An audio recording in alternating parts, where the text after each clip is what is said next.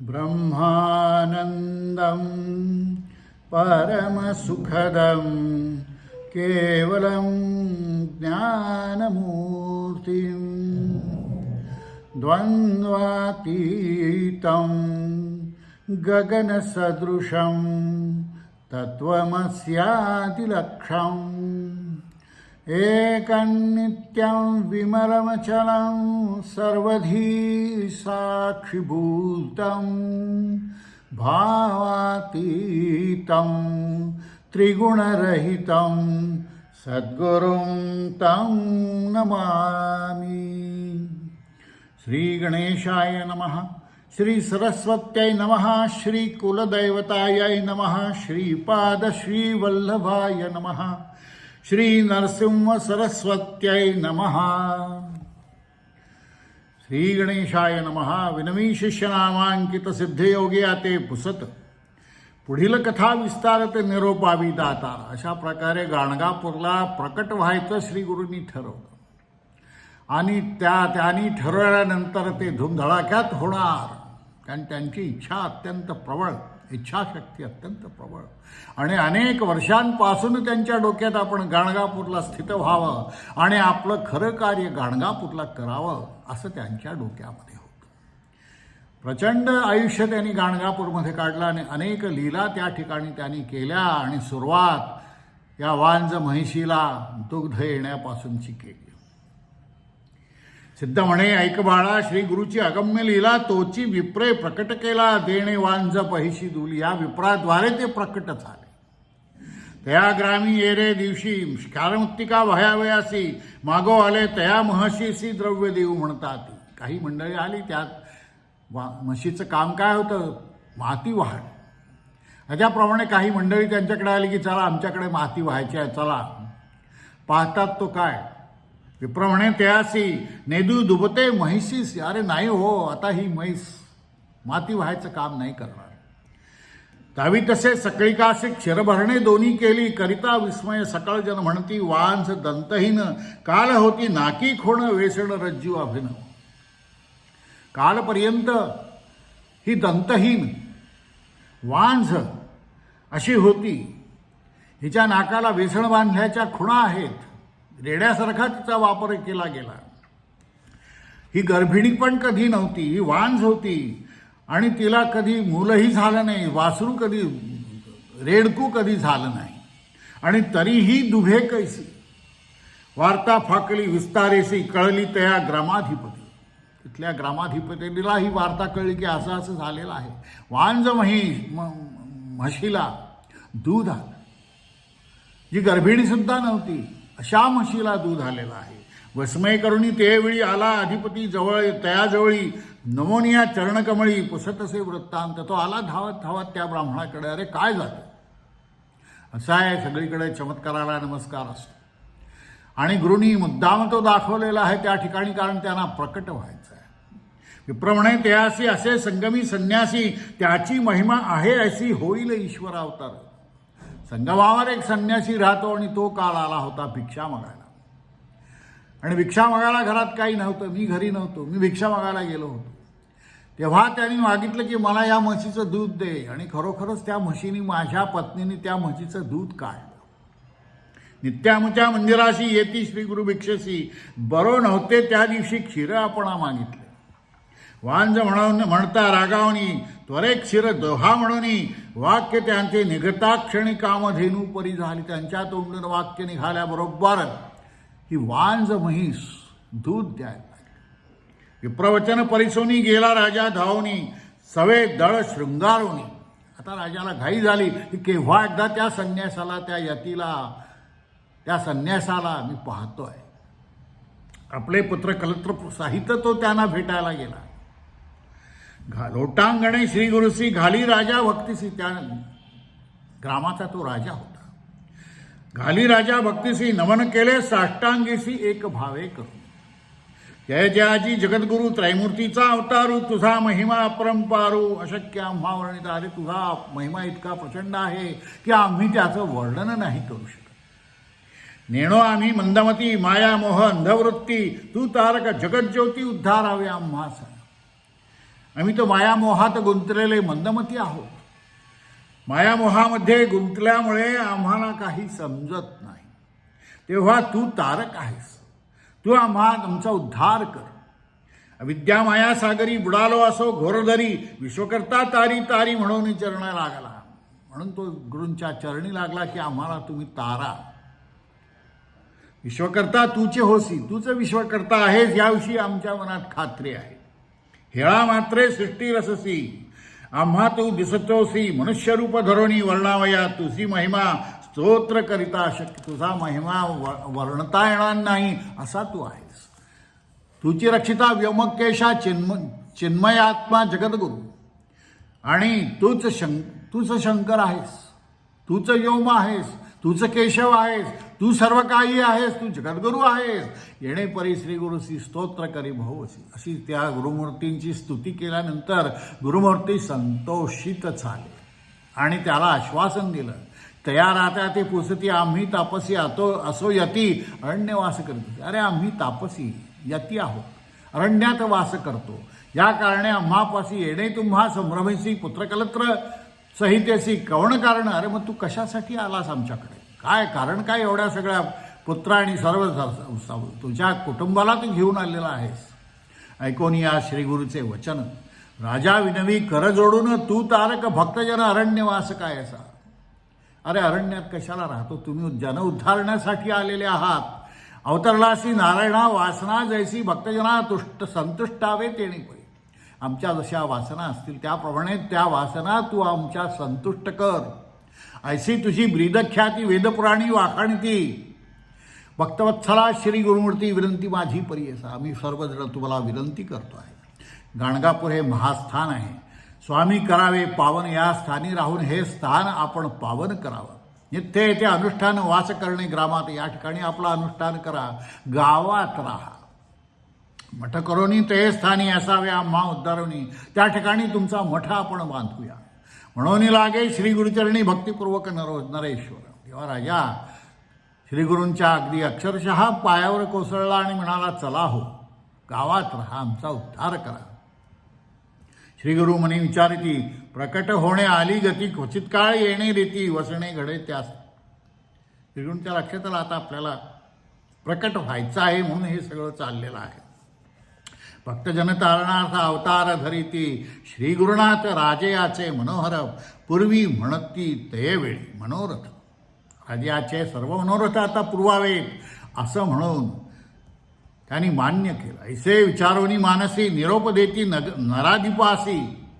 जैसी तुझ्या मानसी भक्ती असे तैसे करी. मुभा देतात त्याला. तुझ्या मनात जशी काही भक्ती असेल तसं तू कर, माझी तुला परवानगी आहे. गुरुवचनी ऐकोनी संतोषोनी नृपमुनी. वैसोनिया सुखासनी समारंभे निघाला. नानापरीची वाद्य यंत्रे. गीतवाद्य मंगळतुरे. मृदंग टाळ निर्भरे वाजता ती मनोहर. सर्वत्र गीतवाद्यांचा गजर चालू झाला.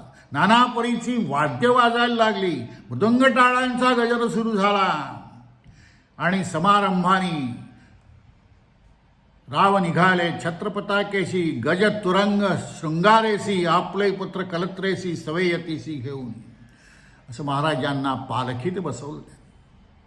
गुरूंना पालखीत बसवलं आणि प्रचंड अशी ही मोठी मिरवणूक संगमावरून गावाकडे यायला निघाली.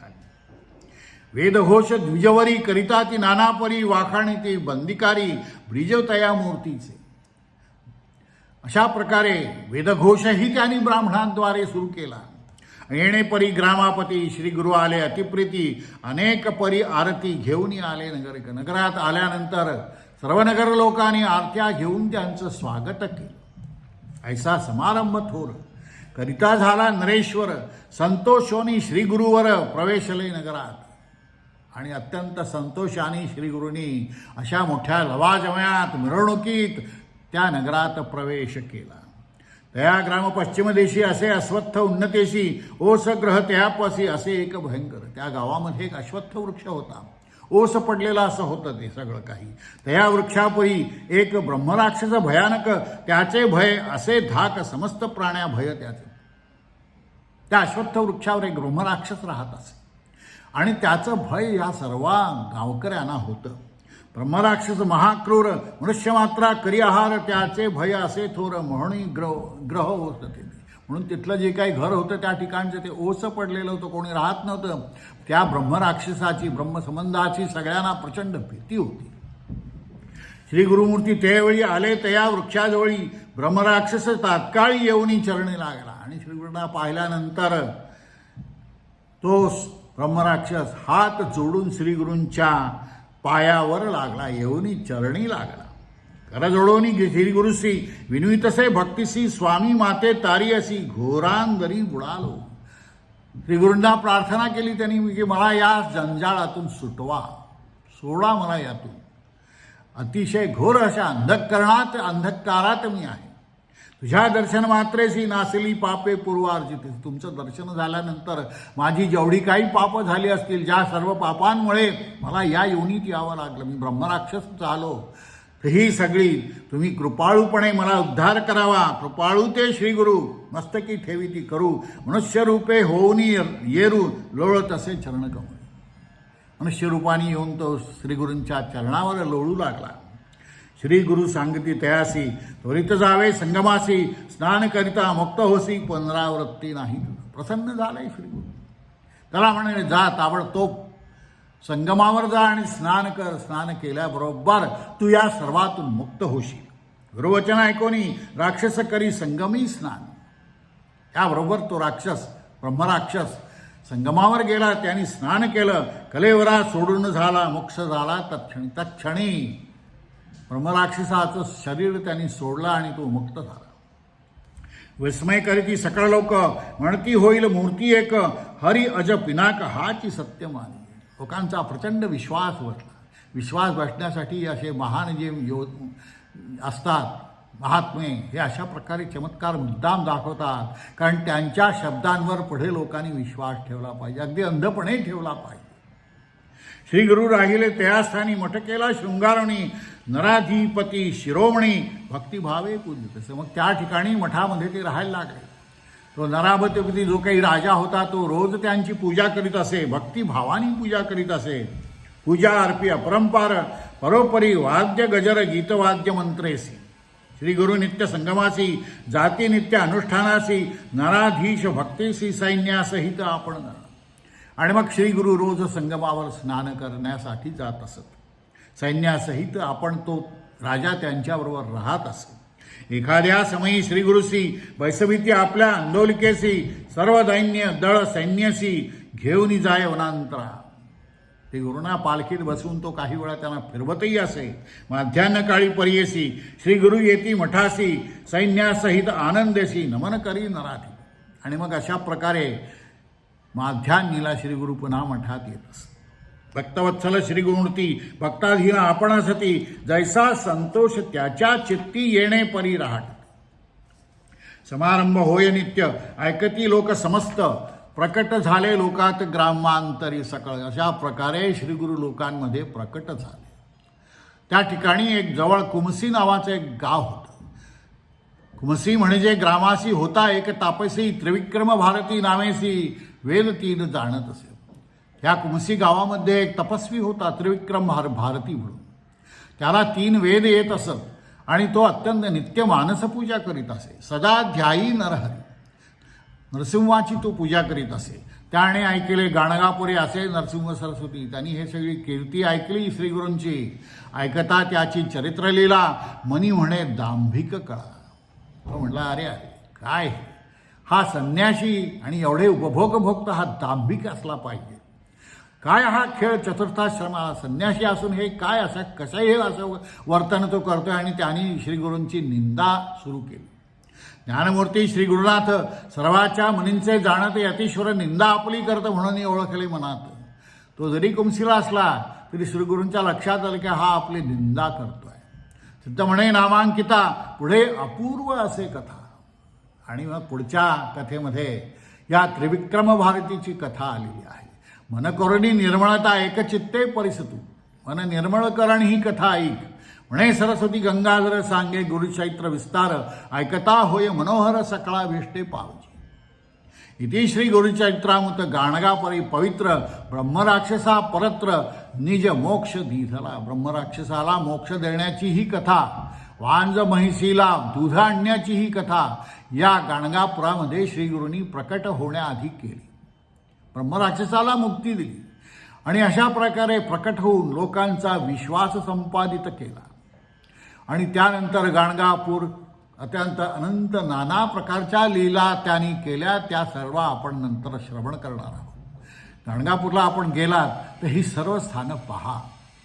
नुसतं एक दत्तांच्या पादुका दत्तमंदिर पाहून भागत नाही. अष्टतीर्थ आहेत, अनेक निराळ्या प्रकारची ठिकाणं आहेत. या ठिकाणी श्री गुरूंनी आपल्या अनेक प्रकारच्या लीला केलेल्या आहेत. या लीला उगीच नाही केल्या, तर या लीला करण्यामागे त्यांचं जे काही प्रचंड सामर्थ्य होतं ते सामर्थ्य त्यांनी या लीलांसमयी दाखवलेलं आहे. आणि अशावेळी या गुरूंना शरण गाण्याखरी दुसरा काही पर्याय नाही. आपण शरण आपल्या आयुष्यातही त्यांनी प्रवेश करावा असं जर तुम्हाला वाटत असेल, आपल्या आयुष्यातही सद्गुरू यावे असं तुम्हाला वाटत असेल, आपलंही आयुष्य असं पवित्र व्हावं, आपणही विद्या शिकावी असं जर तुम्हाला वाटत असेल, आपणही ज्ञानी व्हावं असं जर तुम्हाला वाटत असेल, तर सद्गुरूंना शरण जाण्याखरीच, निस्संदेहपणे शरण जाण्याखरीच कुठलाही दुसरा पर्याय नाही. काषाय वस्त्रं करदंडधारिणं कमंडलुं पद्मकरेण शंखं चक्रं गदाभूषितभूषणाढ्यं श्रीपादराजं शरणं प्रपद्ये. सद्गुरु श्री नरसिंह सरस्वती स्वामी महाराज की जय. सद्गुरुभ्यो नमः, सद्गुरुभ्यो नमः, सद्गुरुभ्यो नमः. अशा प्रकारे या सर्व लोकांवर श्री गुरु जसे प्रसन्न होत चाललेले आहेत, वाटत चाललेले आहेत आनंद, विद्या वाटत चाललेले आहेत, अनुग्रह करत चाललेले आहेत. तर अशा प्रकारचा अनुग्रह, अशा प्रकारची विद्या तुम्हाही सर्वांना मिळो अशी प्रार्थना करून या ठिकाणी मी थांबतो.